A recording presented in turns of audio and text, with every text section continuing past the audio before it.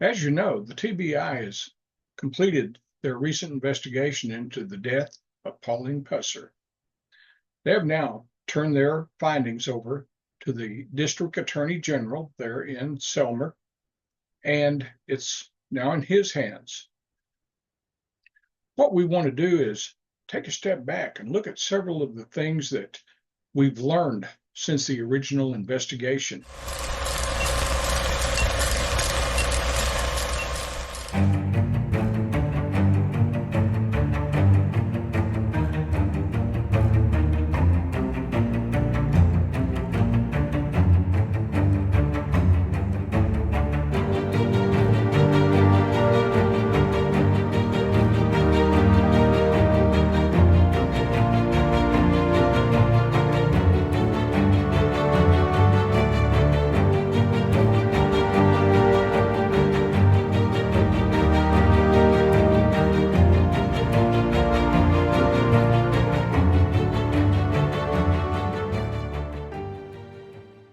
Hey, with the current TBI investigation having been concluded and that file now being in the hands of the District Attorney General, I thought it would be nice to take a step back and look at what got us here, the things that the TBI were not aware of back in 1967.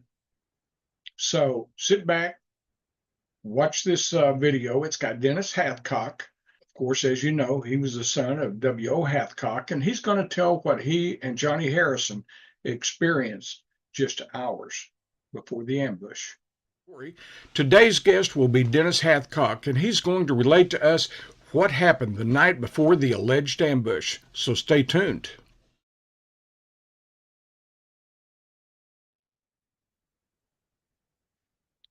Okay, as promised, I've got Dennis Hathcock here with us today, and he's going to tell us a little bit about what happened the evening before the alleged ambush. So, Dennis, welcome, and let's get started. What can you tell me about why you were following Buford that night?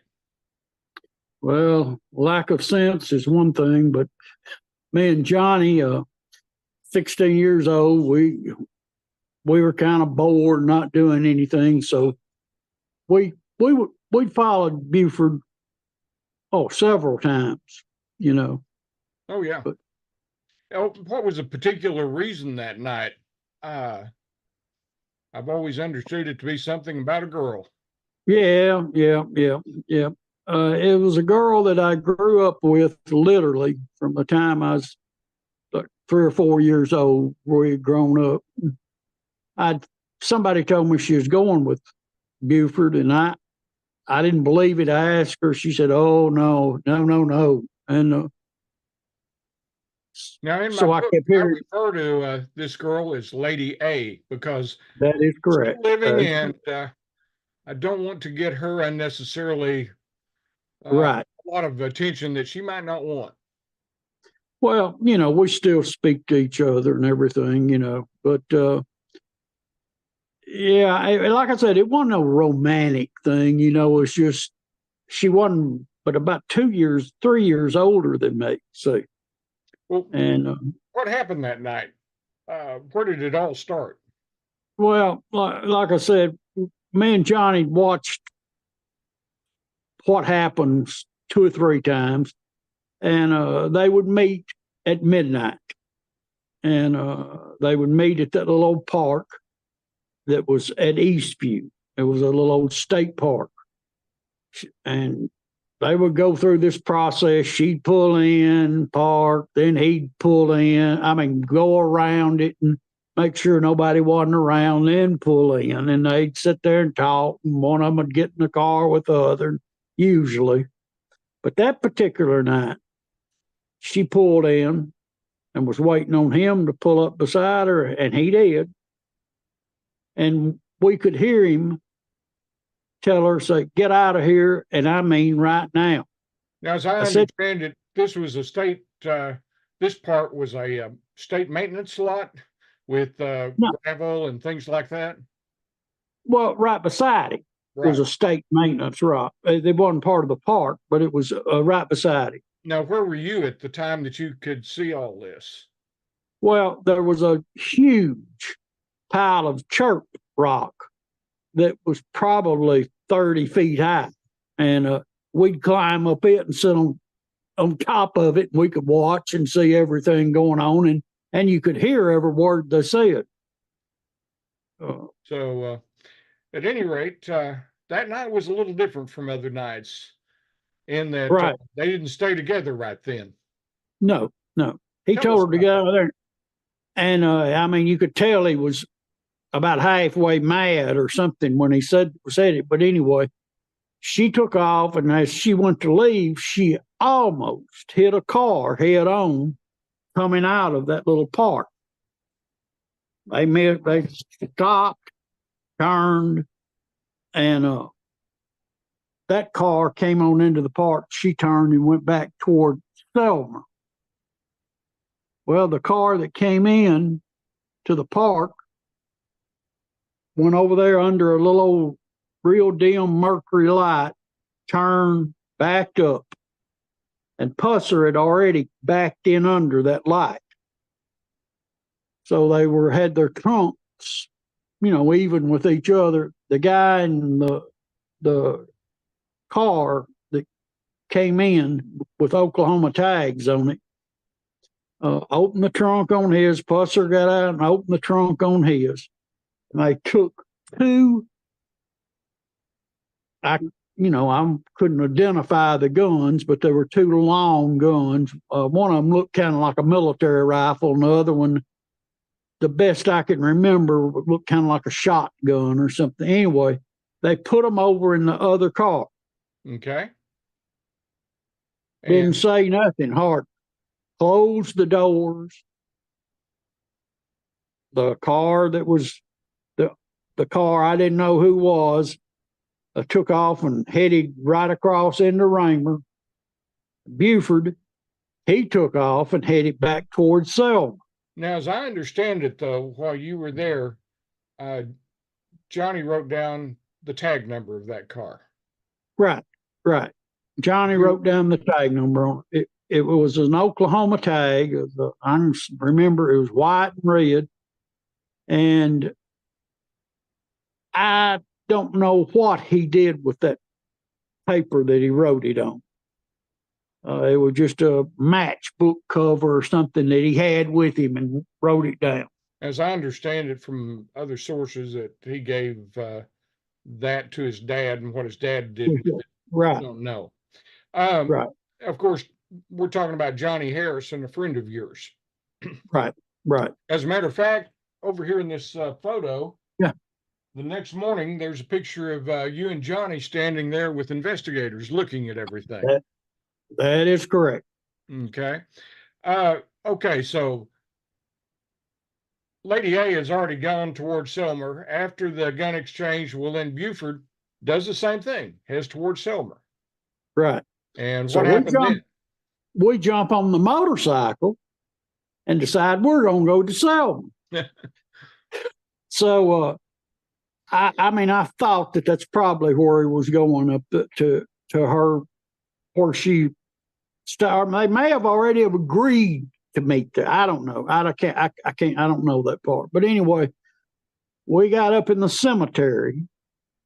That was the cemetery there is real high, and you can get in a certain place there, and I could see everything going on at her house and at the two houses across the street from her, which belonged to her dad, and they were rental houses.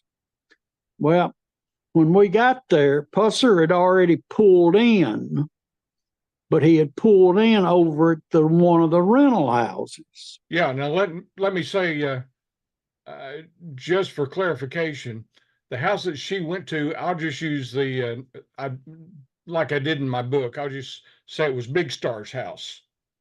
Right. And tell us a little bit about Big Star. Well, Big Star was Petey Plunk's love.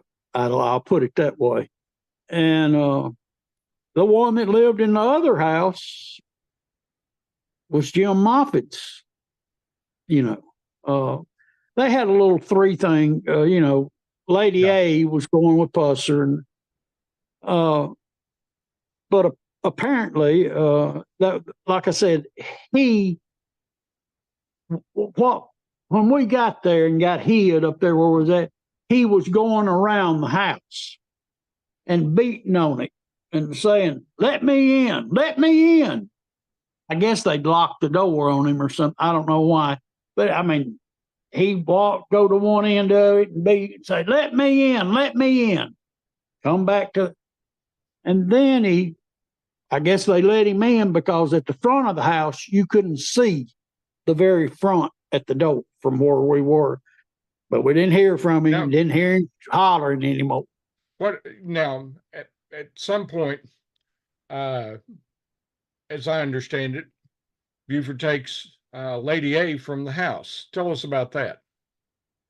Well, always, like I said, you couldn't see the front, but all at once was watching, and we saw him walking out in the front of the house. You could see enough in the road. He was in the road there by the car, and he grabbed her arm and was pulling, trying to pull her toward that car, and she broke away from him and started running. And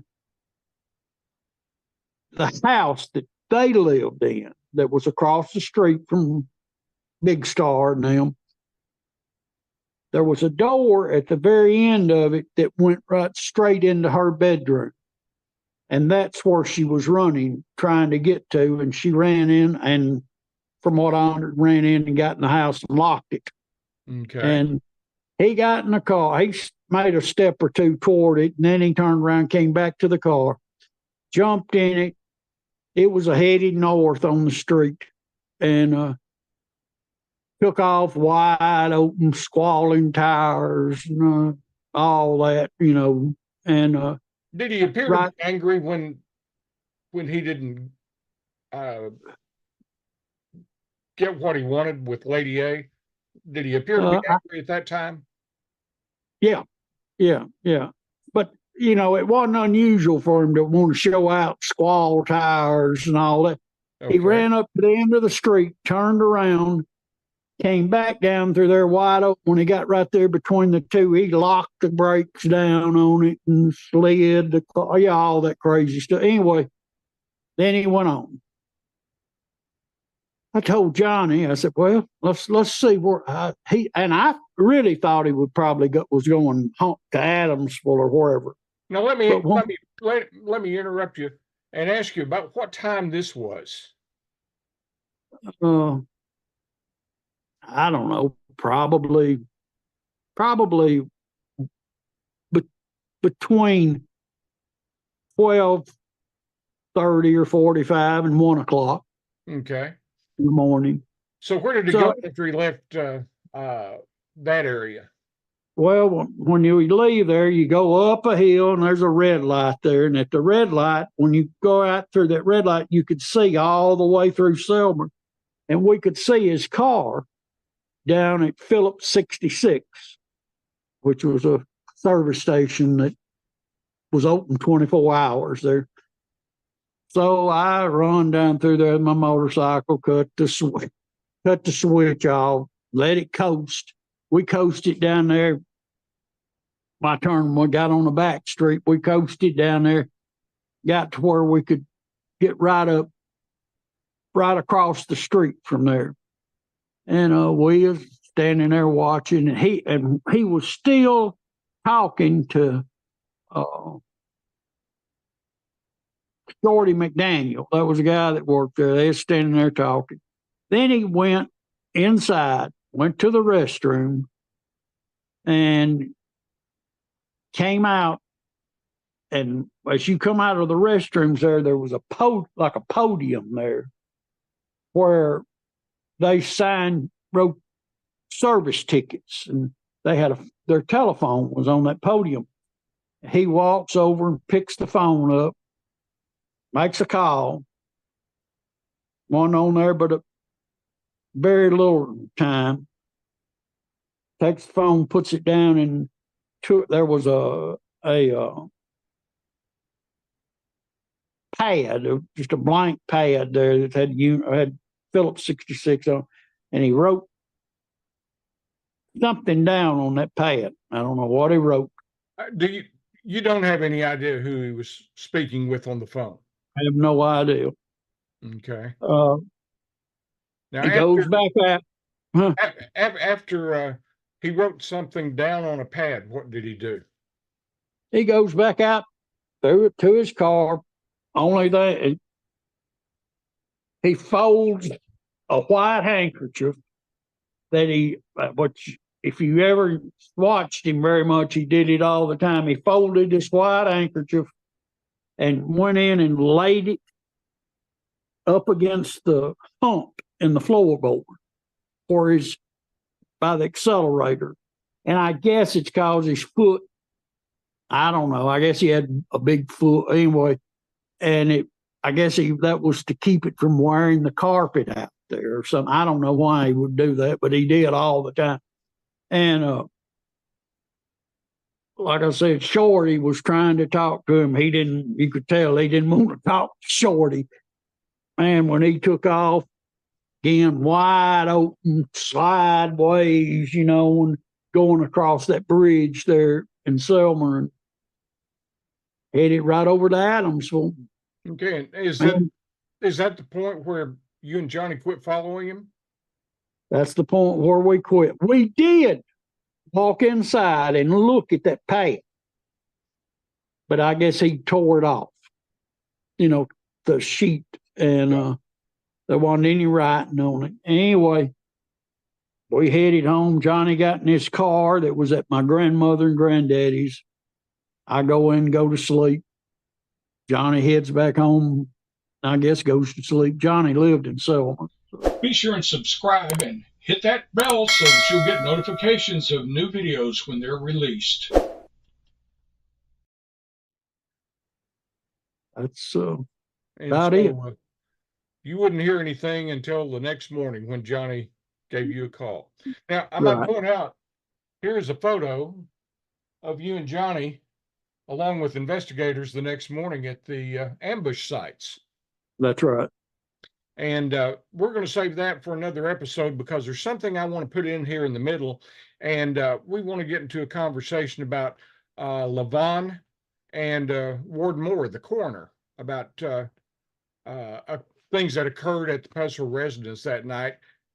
And then I'll pick up with you in another episode where we talk about you and Johnny speaking on the phone and what happened after that, because it's really interesting. Right.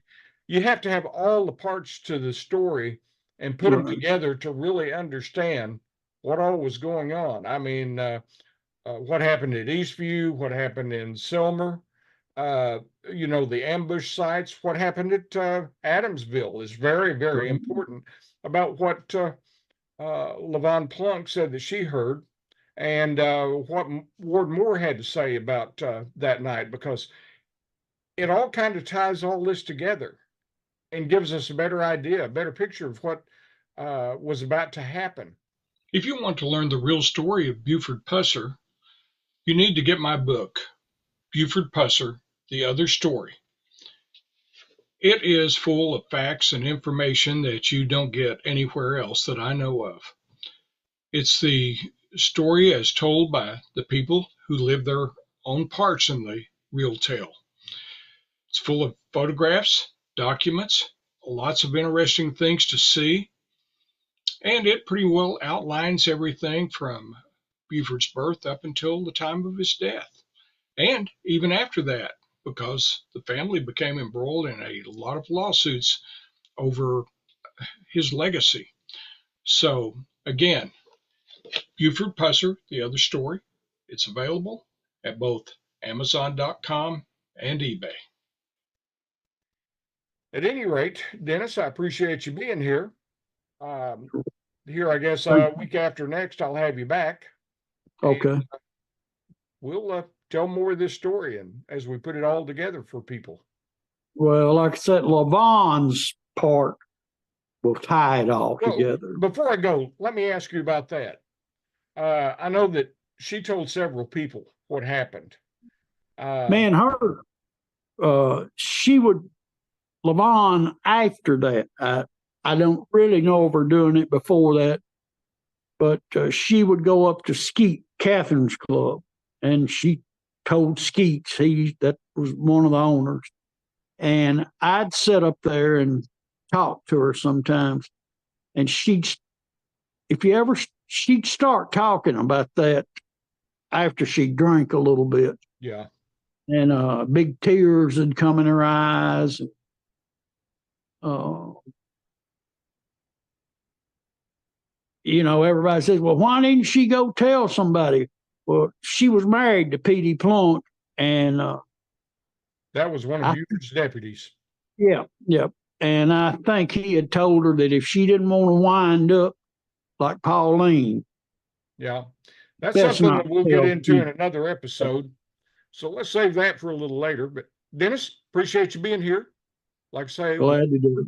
we'll be doing this again. So this next episode that I'm going to have is a follow up to what happened here, Right. and it's going to be oh, like I say, about what Coroner Wardmore saw and heard that day, and what Levon had to say about the hours right before the ambush. So, Dennis, we'll catch you next time. Okay. All right. All See you right. later. Appreciate you being here. Okay. Thank you.